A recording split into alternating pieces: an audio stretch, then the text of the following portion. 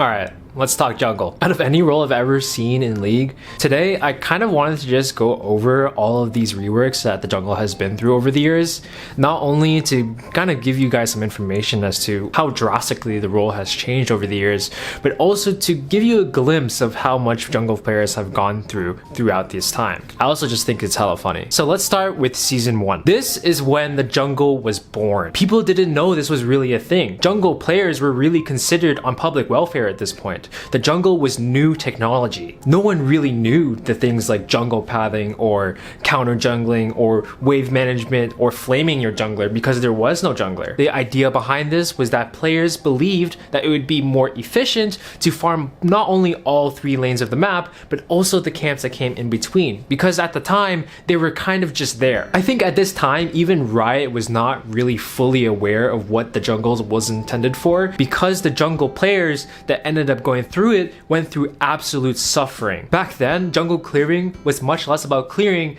and more about going to each camp to separately get beat up by each one of them. So it wasn't too hard to really understand that it was not very fun to play. So in Season 2, Riot took the feedback from the first year of the jungle ever existing and implemented some quality of life changes. OG fans will remember this item: Madrid's Razors. The goal of this item was to improve sustainability within the jungle clear, because this was the biggest issue that was happening in the jungle at the time.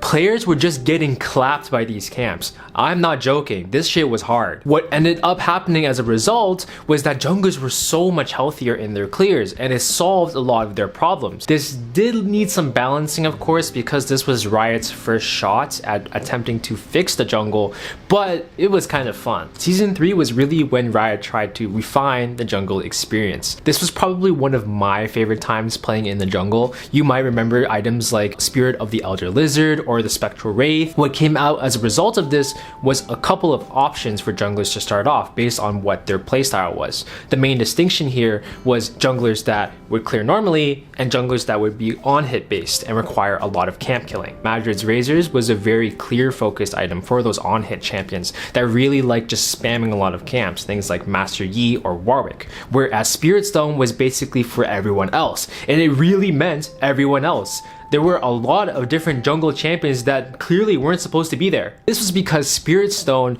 gave an unprecedented amount of sustain in the jungle, and it made it really easy for any champ to really clear and just get in there, really. So things like Jungle Ezreal were cooking up, Jungle Brand, Jungle Ahri, fuck it, just send whoever you want, I'll fill. This was also the era of the Sightstone junglers, if you recall. So things like Lee Sin and Elise, an alternative style, really focused on complete vision control and just giving no ability for the enemy to react. In Season 4, this is the birth of your boy Riot, who is now known as Gromp.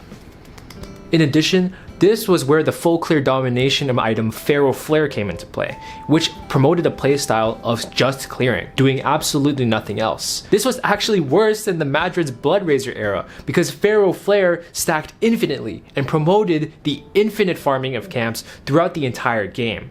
There were champions like Master Yi or Shyvana or Warwick at the time just completely spam farming and then coming out of the gates 30 minutes in, level 18 and 4 items. Riot was definitely not going to let that slide, so they put a cap on the stacks for Pharaoh Flare, rebranded it with a different item class, and then just nuked the entire jungle item set, and we have Season 5. This was a cool era actually, because this is an era that many people may remember because this introduced the powered smites. So things like Chilling Smite and the Dueling Smite, these were all very popular options that are still kind of in use today to some extent. This also brought on the enchantment system, which brought specific items for junglers that were basically stat sticks and allowed them to really excel in the early to mid, because once they got their one item, they quickly had a time where they were one of the strongest, if not the strongest members in the game. This was also the time where they first got rid of the Dragon Global Gold. From its inception up until around this time, the Dragon's buff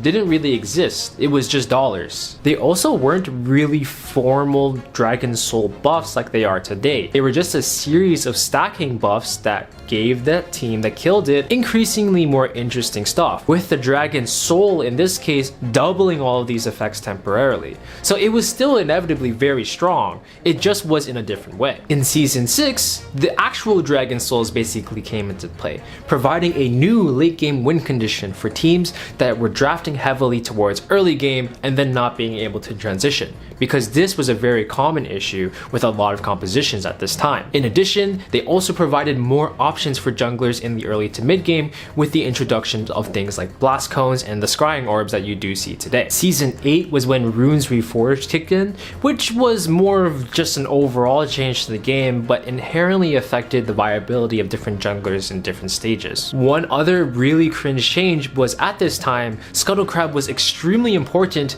and spawned basically at the beginning of the game. So what ended up happening was a lot of junglers would simply do one camp and then fight for the crab that spawned, and whoever got the crab basically won the early game, and subsequently the entire game. This was so stupid that it actually warped laners into manipulating their waves so that they could support this as well. In Season 10, Riot implemented a change to jungle experience that forced players to farm more because higher level camps would grant more experience, thus increasing the opportunity cost of early game ganking. Although this did work in terms of reducing the level of early game ganks, this also just more so shifted the viable jungle champions to ones that could basically do both of these things. Players might remember this era with things like Graves and Lilia and the other champions like Karthus. Very efficient champions that can farm a lot, but also be able to contribute when necessary. Season 11 also became the year where Riot wanted to introduce some more diversity to the jungle and try to make it a little bit easier to play. They just decided to brute force a bunch of champions into the role. That was the meta you might remember of